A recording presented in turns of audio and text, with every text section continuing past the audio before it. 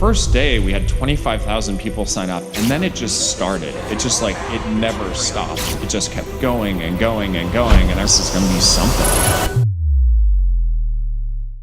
Facebook, WhatsApp, YouTube, Instagram, Snapchat এই সমস্ত শব্দগুলির সঙ্গে আমরা খুব ভালোভাবেই পরিচিত।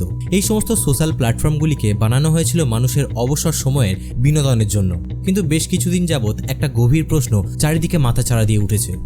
যদিও প্রশ্নটা শুরু হয়েছে খুব সহজভাবে, কিন্তু এর উত্তর আপনাকে টেনে নিয়ে যাবে এমন এক অন্ধকার জগতে যেটা আপনি কল্পনাও করতে পারবেন না। এমন কিছু যা আপনাকে আমাকে প্রতিদিন প্রভাবিত করছে, এবং সব কিছু বোঝার জন্য আমাদের প্রয়োজন কিছু ঘটনায় আলোকপাত করার। গত কয়েক বছর ধরে প্যান্ডেমিকের সময় যখন মানুষ খেয়ে পড়ে বাঁচতে হিমশিম খেয়ে যাচ্ছিল, তখন একজন মানুষের অর্থের পরিমাণ $2,200 কোটি বৃদ্ধি পেয়েছে। বিশ্বে কেবলমাত্র 5 জন মানুষই $10,000 কোটি মার্কিন ডলারের বেশি সম্পদের মালিক। তবে তার মাঝে তিনিও একজন, যার নাম mark Zuckerberg, CEO of Facebook. একদিকে যেখানে মার্ক জাকারবার্গ 10,000 কোটি মার্কিন ডলারের অর্থের ভান্ডার তৈরি করেছে, আর অন্যদিকে আপনি 10টা-5টায় অফিস করছেন, বাদুর ঝোলা হয়ে বাড়ি ফিরছেন, অথবা কলেজের ডিগ্রি নিতে ব্যস্ত। আপনার ব্যাংক ব্যালেন্স প্রায় শূন্যের কোঠায়, আপনার খরচ অস্বাভাবিক বেশি, আপনার ক্রেডিট কার্ডের বিল ডিউ হয়ে আছে, কিন্তু আপনার হাত আপনার মোবাইল স্ক্রিনে স্ক্রল করতে ব্যস্ত।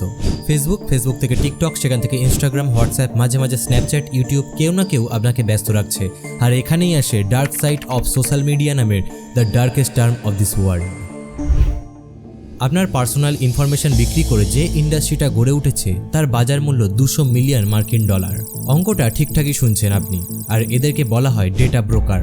সহজ বাংলা ভাষায় তথ্য নিয়ে ব্যবসা করছে যারা। কোন তথ্য নিয়ে ব্যবসা করছে এরা? এদের ব্যবসার মূলধন কি? আপনার যাবতীয় ইনফরমেশন এদের ব্যবসার মূলধন। ধরুন আপনার ইচ্ছা হলো একটা মোবাইল ফোন কেনার, আর আপনি ফ্লিপকার্ট অথবা অ্যামাজনে স্মার্টফোন লিখে সার্চ দিলেন, অথবা মেসেঞ্জার বা হোয়াটসঅ্যাপে এই সম্পর্কে কোনো বন্ধুর কাছে জানতে জিজ্ঞাসা করলেন। আপনার বন্ধু হয়তো মেসেজটা তখনও সিন করেনি, অথচ কয়েক মিনিট পরেই আপনার নিউজ ফিড জুড়ে আসতে লাগলো দামি দামি সব স্মার্টফোনের বিজ্ঞাপন। ইয়েস, ফেসবুকের আর্টিফিশিয়াল ইন্টেলিজেন্স এখন গোপনে জেনে ফেলেছে একটা স্মার্টফোন কেনার কথা ভাবছেন আপনি, আর এখন একটা মোবাইল না কিনিয়ে সে আপনাকে ছাড়ছে না। আপনি জানতেও পারলেন না আপনাকে ফ্রি সার্ভিস দেওয়া ফেসবুক, মেসেঞ্জার বা অন্য কোনো সামাজিক মাধ্যম কিভাবে আপনাকে পণ্য বানিয়ে ফেলল।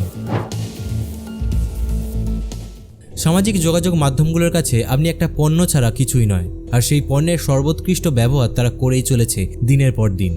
আপনার নাম, বয়স, উচ্চতা, ওজন, mail address, phone number, home town, আপনার রিলেশনশিপ স্ট্যাটাস, আপনি কোথায় কাজ করেন, পরিবারের কজন সদস্য আছে, তাদের মধ্যে কার কত বয়স, আপনি কি পছন্দ করেন, আপনি কি অপছন্দ করেন, আপনার কেনাকাটার স্বভাব কতটা তীব্র, আপনার রাজনৈতিক মতাদর্শ, ধর্মীয় বিশ্বাস, সব তথ্যই তাদের ব্যবসার অংশ মাত্র। আপনি ভাবতে পারেন এই সব তথ্য তো আরও অনেকেই জানে, কিন্তু সেই সকল জনের ডেটা আর আপনার ডেটা, ওই সকল ডেটা ব্রোকারদের কাছে থাকা দুটোর মধ্যে আকাশ পাতাল পার্থক্য। আর তারা টিকেই আছে এই সব তথ্য বিক্রি করে। এসব তথ্য পাওয়ার জন্য আপনার ফেসবুক অ্যাকাউন্ট হ্যাক করতে হয় না তাদের, বা আপনার মোবাইলে ঢোকাতে হয় না কোনো অ্যাডভান্স স্পাইওয়্যার। সেই সব তথ্য আপনি নিজেই তাদেরকে দিচ্ছেন। আপনার নামে আলাদা একটা প্রোফাইল খোলা হচ্ছে কোথাও। এখানে আপনি ভাবতে পারেন কিভাবে এইসব তথ্য আপনি কাউকে দিচ্ছেন। ধরুন আপনার একটা ছবি পছন্দ হয়েছে, ডাবল ট্যাপ, ভালো লাগছে কিছু, লাইক, নতুন রিলেশন, আপডেট স্ট্যাটাস, বিয়ে করেছেন, ইভেন্ট ক্রিয়েট, সবকিছুই আপনি সোশ্যাল মিডিয়াতে শেয়ার করছেন। আপনার পছন্দ অপছন্দ অ্যাক্টিভিটির সব মিলিয়ে আপনার অনলাইন ভার্সন একটা জেনারেট করে ফেলছে সোশ্যাল মিডিয়া। আপনাকে পণ্য বানানোর ছক কষা হচ্ছে আপনার অজান্তেই। একটা ওয়েবসাইট বা অ্যাপস ভিজিট করার সময় আপনি তাদের টার্মস অ্যান্ড কন্ডিশনসে থাকা আই এগ্রি বাটনে ক্লিক করছেন নিজে থেকে, পড়ে দেখার দরকারও মনে করছেন না। সেখানে ওয়েবসাইটে থাকা কুকিজ ব্যবহারের অনুমতি দিয়ে দিচ্ছেন কুকিজের কাজ না জেনেই। তারপরে সেই সব তথ্য একবার, দুইবার, তিনবার আলাদা আলাদা ক্রেতার কাছে বিক্রি করা হচ্ছে দিনের পর দিন ধরে। আপনার চোখে আপাত দৃষ্টিতে অপ্রয়োজনীয় কিছু তথ্য বিক্রি করে $1 বিলিয়ন কামিয়ে নিচ্ছে কোনো একটা এজেন্সি, যাদের নাম আপনি জীবনে হয়তো কখনো শোনেননি। জামাত পালিহাতিপিয়া, যিনি একজন ফেসবুকের ব্যবহারকারী বৃদ্ধির দায়িত্বে ছিলেন, এখন তিনি বলছেন তিনি যে সামাজিক নেটওয়ার্ক গড়ে তুলতে সহায়তা করেছেন সেই সম্পর্কে তার প্রচণ্ড অপরাধ বোধ রয়েছে। 2019 সালে ব্রিটিশ দৈনিক গার্ডিয়ানে প্রকাশিত এক প্রতিবেদনে বলা হয়েছে, আমরা প্রতিদিন গড়ে 145 মিনিট করে সোশ্যাল মিডিয়াতে অ্যাক্টিভ থাকি, অর্থাৎ প্রতিদিন 2.5 ঘন্টা। বছরের 365 দিনের মধ্যে 36.5 দিনের সমপরিমাণ সময় আমরা শুধু ফেসবুক ব্যবহার করি। সময়ের কি নিদারুণ অপচয়। দ্য ইকোনমিক্স কিছুদিন আগে একটা আর্টিকেল ছেপেছে যার হেডলাইন ছিল দ্য সানস নেভার সেটস। অর্থাৎ আপনি যখন এই ভিডিওটা দেখছেন ঠিক তখন সমগ্র পৃথিবীর 29% মানুষ ফেসবুকে স্ক্রল করছে এবং প্রতি 5 জনের 2 জন মানুষ মাঝরাতে নোটিফিকেশন চেক করার জন্য ব্যস্ত থাকে। আমাদের দেশে প্রতি 7 সেকেন্ডে ফেসবুকে একজন নতুন ব্যবহারকারী যুক্ত হচ্ছেন, যা দেশের জন্মহারের চেয়েও বেশি। কিন্তু মনে রাখবেন, এটা কেবল শুরু মাত্র। 2019 সালের ফেব্রুয়ারি মাসে তামিলনাড়ুর একজন কলেজ ছাত্র মারা যায় যখন তার স্কুটারটি একটা বাসে গিয়ে ধাক্কা খায়। 3 জন ছাত্র সূর্য, রিগান এবং ভিঘ্নেশ একটা স্কুটারে রাইড করছিল। এই সময় প্যাভিলিয়ন রাইডারদের একজন একটা টিকটক ভিডিও তৈরি করছিলেন। ভিডিওটিতে স্পষ্ট দেখা যাচ্ছে যে বাইকটি ভারসাম্য হারিয়ে একটি বাসের সঙ্গে ধাক্কা খেয়ে 3 জনের মধ্যে একজনের মৃত্যু হয়। এর ঠিক 1 বছর পরে 160 ফুট উঁচু একটা স্থানে উঠে 23 বছর বয়সী চীনের জনপ্রিয় টিকটক তারকা সিয়াও কুমেই লাইভ করছিলেন, কিন্তু হঠাৎ পা পিছলে যায় তার। ফলস্বরূপ মৃত্যু হয় সাথে সাথে। এখানে বিশ্বব্যাপী বিপজ্জনক এই ট্রেন্ডগুলোকে থামিয়ে দেওয়ার কথা ছিল, কিন্তু না। ডার্ক আউট চ্যালেঞ্জ নামের আরও একটা ট্রেন্ড এলো টিকটকে। অজ্ঞান হওয়ার আগে পর্যন্ত দম বন্ধ করে রাখতে হয় এই চ্যালেঞ্জ গ্রহণকারীদের।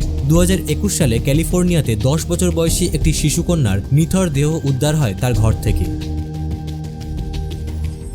ব্ল্যাকআউট চ্যালেঞ্জে মৃত্যু ঘটেছে তার। গোটা আমেরিকায় এই নিয়ে 3টিরও বেশি শিশু মৃত্যু ঘটে একটি ট্রেন্ডে। এই মৃত্যুগুলোর মাঝে একটাই যোগসূত্র, টিকটক। 2018 সালের আগস্ট মাসে Chinese social media platform TikTok মার্কিন যুক্তরাষ্ট্রের ডিজিটাল প্ল্যাটফর্মে আসে। এর ঠিক 3 বছর পরে 2021 সালে মার্কিন যুক্তরাষ্ট্রের প্রতি 10 জনে 4 জন এটি ব্যবহার করছে। সংক্ষিপ্ত ভিডিও অ্যাপ্লিকেশনের এই বিস্ফোরণ বিস্ময়কর মনে হলেও যখন জানা যায় টিকটকের মূল সংস্থা ByteDance শুধুমাত্র 2018 সালে তাদের ব্র্যান্ডের বিজ্ঞাপনের জন্য $1 বিলিয়ন বেশি ব্যয় করেছে, তখন এটা আর স্বাভাবিক লাগে না। টিকটক 150টি দেশে 75টি ভাষায় 1 বিলিয়নেরও বেশি বার ডাউনলোড করা হয়েছে। গত বছর একে বিশ্বের সবথেকে মূল্যবান স্টার্টআপ হিসাবে বিবেচনা করা হয়েছে, যার মূল্য $58 বিলিয়ন মার্কিন ডলার। এ বছরের শুরুতেই ফেসবুক, স্ন্যাপচ্যাট এবং ইনস্টাগ্রামকে পরাজিত করে বিশ্বের সর্বাধিক ডাউনলোড করা অ্যাপ হয়ে ওঠে টিকটক। অথচ এই সময় তারা আমেরিকায় নিষেধাজ্ঞা পেয়েছে। এছাড়াও ভারতে লম্বা সময় ধরে নিষিদ্ধ থেকেছে এই অ্যাপ, কিন্তু কোনো কিছুই তাদের ইউজার সংখ্যা বাড়ানো থেকে থামাতে পারেনি। এমনই এক নেশার নাম টিকটক। হ্যামিল্টনের বাঁশিওয়ালার পেছনে শহরের সমস্ত ইঁদুর সম্মোহিত হয়ে যেভাবে দৌড়ে গিয়ে জলে পড়েছিল, ঠিক তেমনই এই প্রজন্মের কাছে টিকটক যেন হ্যামিল্টনের বাঁশিওয়ালা। 1 বিলিয়ন ডাউনলোডস মানে আরও অসংখ্য অসুস্থ প্রতিযোগিতা। ভারতের মুম্বাইতে আগের বছর একটা ছেলে বন্ধুদের সঙ্গে বাজি ধরেছিল চলন্ত অবস্থায় এক ট্রেন থেকে লাফিয়ে অন্য ট্রেনে পার হওয়ার ভিডিও রেকর্ড করে সোশ্যাল মিডিয়াতে আপলোড করবে, কিন্তু এর পরিণতি হয় মৃত্যু।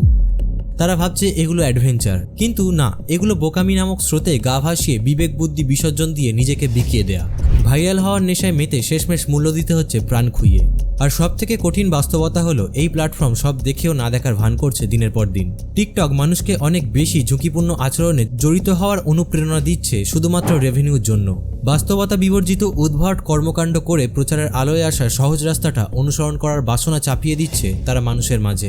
2009 সালে ব্রায়ান এবং জেন একটি বিকল্প নিরাপত্তা ইনস্ট্যান্ট মেসেজিং অ্যাপ তৈরি করেন, যার নাম হোয়াটসঅ্যাপ। 2014 সালে ফেসবুক $19 বিলিয়ন মার্কিন ডলার দিয়ে তাদের থেকে এই হোয়াটসঅ্যাপ কিনে নেয়। 2014 সালে নাসার বাজেটও $19 বিলিয়ন ছিল না। ভাবতে পারছেন টাকার অঙ্কটা কী রকম অবিশ্বাস্য? একবার চিন্তা করুন হোয়াটসঅ্যাপ কিভাবে আর্ন করছে। যে অ্যাপ্লিকেশনে কোনো বিজ্ঞাপন নেই, 1 টাকাও খরচ করতে হয় না যে অ্যাপ্লিকেশন কেনার জন্য বা ব্যবহার করার জন্য, যে অ্যাপ্লিকেশনে এন্ড টু এন্ড এনক্রিপশন রয়েছে যার ফলে তথ্য পাচার হওয়ার কোনো সম্ভাবনা নেই, তাহলে তাদের আয়ের উৎস কি? আপনিই প্রোডাক্ট। ফেসবুকের সহযোগীকারী হিসাবে হোয়াটসঅ্যাপ আপনার কাছ থেকে এটা অটোমেটিক বেশ কিছু তথ্য পেয়ে যাচ্ছে, যেমন আপনার ফোন নাম্বার, কন্ট্যাক্ট লিস্ট হোয়াটসঅ্যাপের মাধ্যমে ফেসবুক সার্ভারে আপলোড হচ্ছে, যেখান থেকে ফেসবুক অ্যালগোরিদম এবং ফেসবুকের আর্টিফিশিয়াল ইন্টেলিজেন্স পোটেনশিয়াল কাস্টমারের তালিকা তৈরি করছে। হিসাবটা খুব সহজ। ফোনের কন্ট্যাক্ট লিস্টে নতুন কোনো নাম্বার অ্যাড করলে দেখবেন সেই লোকটার ফেসবুক অ্যাকাউন্ট অথবা তার ইনস্টাগ্রাম আইডি আপনার নিউজ ফিডে ভেসে আসে। এটা কাকতালীয় কোনো ব্যাপারই নয়, পুরোটাই ডেটা পাইরেসির খেলা। আজকের যুগে যার কাছে যত বেশি ডেটা, সে ততই বেশি ক্ষমতাবান। ডিজিটাল দুনিয়াতে মনোপলি বিজনেসের নেতৃত্ব দিচ্ছে ফেসবুক। যে পরিমাণ তথ্য তাদের কাছে আছে সেটা দুনিয়ার কোনো কোম্পানির কাছে নেই। আর এই জন্যই বলা হয় ফেসবুক এবং গুগল আপনার সম্পর্কে যা জানে আপনি নিজের সম্পর্কেও ততটা জানেন না। সোশ্যাল নেটওয়ার্কগুলোর আনলিমিটেড স্ক্রলিং ডিজাইনের ফলে সেগুলো আপনাকে সহজে বের হতেই দেয় না। আপনাকে শোষণ করে টাকার পাহাড় গড়ছে তারা। এই মিডিয়ার হাতে আপনি যত আসক্ত হবেন ততই তাদের লাভ। রাতের পর রাত জেগে ছেলে মেয়ে থেকে প্রৌঢ়বয়স্করা পর্যন্ত এখন সোশ্যাল মিডিয়া নেটওয়ার্কে শিকার।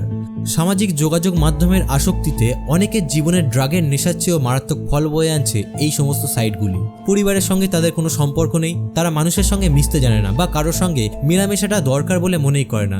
ছোট্ট একটা রুমের মধ্যে মোবাইল বা ল্যাপটপ নিয়ে বসে থাকাটাকেই তারা সারা জীবন ভাবছে, অথচ এর বাইরে যে একটা আস্ত দুনিয়া পড়ে আছে সে সম্পর্কে বিন্দুমাত্র ধারণা নেই এদের। এই সমস্ত সামাজিক যোগাযোগের মাধ্যম আপনাকে আসল ইস্যু থেকে সরিয়ে রাখছে। আপনার পকেটে টাকা নেই, সমাজ জুড়ে দুর্নীতি, অনিয়ম আর অনাচারে ভরে গেছে সবকিছু, অর্থনৈতিক একটা সংকটের মধ্যে দিয়ে যাচ্ছে গোটা দেশ, বাজারের প্রত্যেকটা জিনিসের দাম বেশি, আপনি বেকার বসে আছেন, চাকরির বাজারে মন্দা, অল্প কিছু লোক সমস্ত সম্পদ কুক্ষিগত করে রেখেছে, বাকিরা বসে আছে শুধু একটু স্বাচ্ছন্দ্যময় জীবনের আশায়। অথচ এইসবের কথা না ভেবে আপনি ভাবছেন কি? কোনো এক নায়িকা বা মডেলের পোশাকের কথা। অথচ এই বেদরকারি বিষয় নিয়ে ভাবার কথা কিন্তু আপনার ছিল না। আপনার নিউজ ফিড জুড়ে আছে একটা মিথ্যা পৃথিবী, যে ইউটোপিয়া আপনাকে বাস্তবতা থেকে যোজন যোজন দূরে সরিয়ে রাখছে। আর এখন এই ফ্রি পরিষেবার নামে আপনার ব্যক্তিগত তথ্য তাদের হাতে আপনি কতটা তুলে দেবেন সেটা আপনাকেই ঠিক করতে হবে। আজকের ভিডিও সম্পর্কে আপনার মতামত অবশ্যই কমেন্টের মাধ্যমে জানান, আর ভালো লেগে থাকলে অবশ্যই ভিডিওটাকে লাইক করুন এবং তার সাথে সাথে চ্যানেলে নতুন হয়ে থাকলে চ্যানেলটিকে অবশ্যই সাবস্ক্রাইব করুন। ধন্যবাদ।